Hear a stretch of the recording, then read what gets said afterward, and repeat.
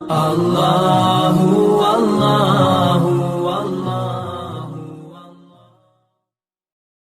حضرت عمر بن عبدالعزیز رحمت اللہ تعالی علیہ گزر رہے تھے، اب لکڑی کے جوتے کھڑاؤں پہنتے تو بابا جی بیچارے بوڑھے سوئے ہوئے تھے کہیں فٹ پاتھ پہ، تو حضرت جی کا پیر نہ بابا جی کے پیر پہ آ گیا۔ انہوں نے وہی کہا جو سارے لوگ کہتے، اچانک اٹھے اور کہنے لگے اندھے ہو؟ بادشاہ سلامت کو کہہ دیا اندھے ہو؟ جناب عمر بن عبدالعزیز رحمت اللہ علیہ کہنے لگے نہیں بزرگو، مجھے نظر آتا ہے۔ اب وہ ساتھ سپاہی تھے نا، انہوں نے تلواریں باہر نکالنے میں آنے سے، تمہیں کیا ہوا ہے حضور، اس نے آپ کو اندھا کہا ہے؟ اب فرمانے لگے نہیں، اس نے تو نہیں کہا۔ حضرت جی کہا ہے، فرمانے لگے نہیں کہا۔ میرا دل کرتا ہے کئی دفعہ کہ مریدوں اور شاگردوں کے سامنے ہاتھ باندھوں، سب کے مریدوں کے سامنے، کہ پیر صاحب کو جا کے نا سچی باتیں بتایا کرو، جھوٹ نہ بولا کرو کہ فلانے کا مرید یہ کہہ رہا ہے، مہربانی کرو، لڑانے میں بڑا کردار ادا کرتے ہو اللہ ماشاءاللہ، اس طرح نہ کرو، خیر کی بات، اچھا جملہ، اچھی بات آگے روایت کریں، کچی بات روایت نہ کریں۔ حضرت عمر بن عبدالعزیز کے وہ تلوار نکال لی دونوں سپاہیوں نے، کیا ہوا تمہیں؟ حضرت اس کی گردن کاٹیں گے، آپ کو اس نے اندھا کہا ہے۔ آپ فرمانے لگے اس نے تو نہیں کہا۔ حضور کہا ہے؟ فرمایا نہیں کہا۔ حضرت جی کہا ہے؟ فرمانے لگے بابا تم سے باتیں کر رہا تھا کہ مجھ سے کر رہا تھا؟ حضور آپ سے ہی کر رہا تھا۔ تو فرمانے لگے بیوقوف ہو، انہوں نے تو پوچھا ہے، ایک سوال پوچھا ہے کہ آپ اندھے تو نہیں؟ تو میں نے کہہ دیا نہیں مجھے نظر آتا ہے، اس میں جھگڑے والی کون سی بات ہے؟ او جتن جتن تے ہر کوئی کھیڑے، تو ہارن کھیڑ فقیرہ، جتن جتن تے ہر کوئی کھیڑے، تو ہارن کھیڑ فقیرہ، اور جتن دا مل کوڈی پیندائی ہارن دا مل ہیرا، جتن دا مل کوڈی پیندائی ہارن دا مل۔ میں آپ کو ایک اور بات بھی بتاتا ہوں، یہ گاڑیوں میں تو میں نے اب سفر کرنا شروع کیا ہے نا، تو بسوں میں بڑا سفر کیا، غریب گھر سے تعلق تھا، تو بس کا کرایہ بھی سوچ کے ہی چلتے تھے کہ کرایہ بھی پاس ہے کہ نہیں آنے جانے کا۔ تو میں بس میں بیٹھا تھا، تو میرے ایک سیٹ چھوڑ کے نا، تو اگلی سیٹ پہ ایک شخص نے ایک بندے کو معاذ اللہ استغفر اللہ قائل کر رہا تھا کہ یا رسول اللہ نہیں کہنا چاہیے۔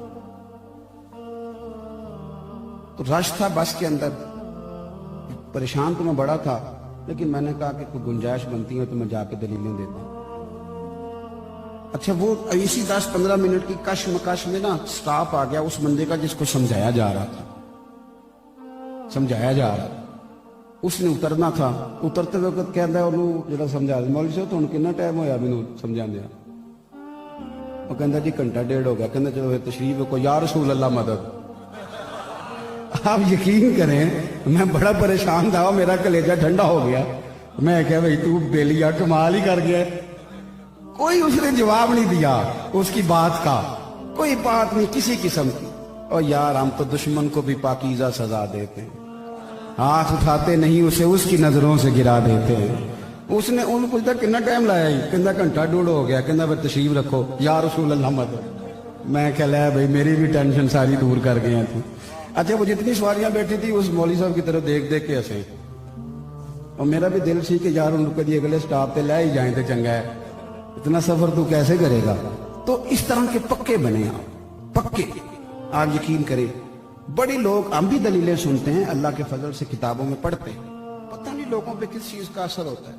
الحمدللہ تعالی اثر بس اسی چیز کا ہوا ہے جسے فتاوی رضویہ کی سطروں میں دیکھ لیا، باقی سمجھ نہیں ہے۔ فاضل بریلوی نے جو وضاحتیں کی وہ کمال کی، اپنی زندگی احتیاط والی۔ ایک بات آپ کی خدمت میں اور عرض کرنی، آگے قرآن مجید نے کہا والذین یبیتون لربہم سجدا وقیاما، فرمایا اللہ کے بندوں کی یہ شان ہے کہ وہ راتیں سجدے اور قیام میں گزارتے۔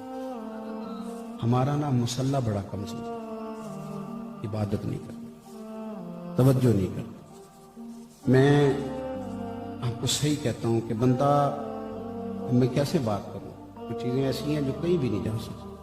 میں کبھی کبھی سوچتا ہوں کہ جب لوگ دینداروں سے دور ہوتے ہیں، کئی دفعہ پکے نمازی ہوتے ہیں، اور بچہ مدرسے میں داخل کرا دینا، اس کو دلیلیں مل جاتی ہیں کہ بغیر نفل کے بھی گزارا ہو جاتا ہے، عصر کی پہلی 4 سنتوں کے بغیر بھی گزارا ہو جاتا ہے، عشاء کی پہلی 4 سنتیں بھی ضروری نہیں، وہ کہانیاں بنانے لگتا ہے۔ کئی دفعہ جب تک دور ہوتا ہے، علماء تائید کریں گے میری بات، پکا ہوتا ہے، ہم لوگ عبادت سیکھنے، میں مسجدوں کے اندر میں نے میٹنگیں ہوتی دیکھی ہیں، اور بڑے بڑے تگڑے عاشق رسول کے لانے والے جو مولویوں کو کہتے ہیں کہ ان کے تو پلے کچھ نہیں، ہم عاشق رسول ہیں، بڑے بڑے تگڑے ورکر، پکے عاشق رسول، جنہوں نے عشق کی مور بھی اپنی جیب میں رکھی ہے، کسی وہ لگائیں گے تو کوئی دوسرا بنے گا، ورنہ نہیں بننے دیتے وہ اتنے تگڑے عاشق رسول۔ نماز کا ٹائم ہو جائے نا تو یا انہیں کام یاد آ جاتا ہے، یا وہ کہتے ہیں جی میں اپنے محلے والی مسجد پہ جا کے پڑھوں گی۔ بھئی یہ نہیں مسجد اتنے پڑھ کے جا، نماز سے بھاگتے،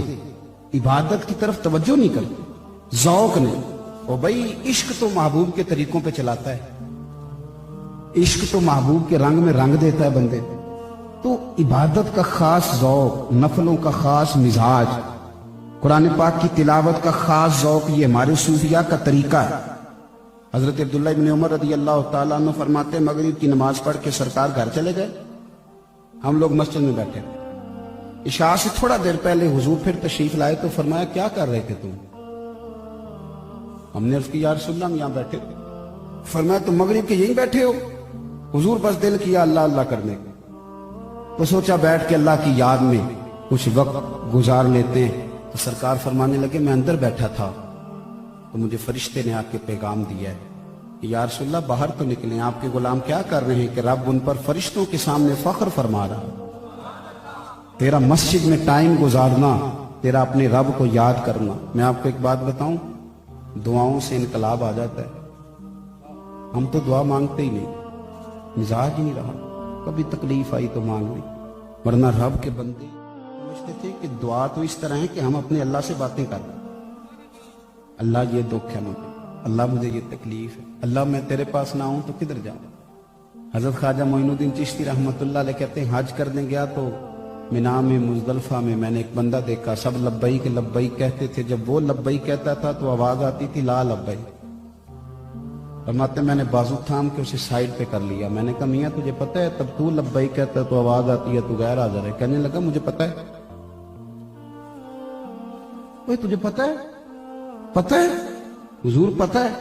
کہنے لگا حضرت یہ تو 24 سال ہو گئے، میں ہر سال حج پہ آتا ہوں اور ہر سال اسے کہتا ہوں میں آیا ہوں، بے نیاز بڑا ہے، ہر سال کہتا ہے تو نہیں آیا تو غیر حاضر ہے، ہر سال 24 سال بیت گئے۔ خواجہ صاحب فرماتے ہیں میں نے اسے کہا پھر تو ہر سال آ جاتا ہے؟ تو کہنے لگا معین الدین آپ کوئی اور رب بتا دے میں وہاں چلا جاتا۔ جب یہ ایک ہی وحدہ لا شریک ہے، رکھے تب بھی ٹھیک ہے، نہ رکھے تو تب بھی ٹھیک۔ بے پرواہی ویخ نہ سجن دی جتے کسے دی پیش نہ جاوے، تاجاں والے در در رولے تے منگتے ہیں تخت بٹھاوے، آدم کسے نو کارا مل دئی کوئی کعبے خالی آوے۔ 24 سال ہو گئے، کدھر جاؤں؟ مالک کی یہ ہے، رازق کی یہ ہے، رکھ لے تب بھی ٹھیک ہے نہ۔ خواجہ صاحب فرماتے ہیں میرے وجود کے رونگٹے کھڑے ہو گئے، آنسو میرے خود بخود برسنے لگے۔ میں وہیں کھڑا تھا کہ عاطف غیب سے ندا آئی معین الدین تو ہٹ جا کہ میرا اور میرے بندے کا معاملہ ہے۔ اس سے کہہ دیا نا 1 سال تیرا قبول ہے تو یہ اگلے سال آئے گا نہیں، اس کا آنا بڑا پیارا لگتا ہے، 24 سال ہو گئے، جس کا حج قبول کیا اس کی برکت سے ہی تو قبول کیا ہے۔ او میرے بھائی اس کی بارگاہ کا رجوع، اس کی بارگاہ کا رجوع۔ کبھی کبھی مجھے لگتا ہے ہم صرف اجتماعی توبہ کر لیں تو رب راضی ہو جائے گا، ہماری بڑی پریشانیاں ویسے ہی دور ہو جائیں۔ اپنا مصلح بات کریں تو پھر سے ایک دفعہ ساری بات دہراتا ہوں، سب سے پہلے تو عقیدہ ٹھیک ہونا چاہیے، پھر زندگی تقوی والی گزار، پھر قرآن نے کہا کہ رحمان کے بندے عاجزی سے چلتے ہیں، پھر میں نے 5ویں بات آپ کی خدمت میں یہ عرض کی کہ الجھاؤ چھوڑ، بحث چھوڑ، جھگڑا چھوڑ، اور 6ٹھی بات یہ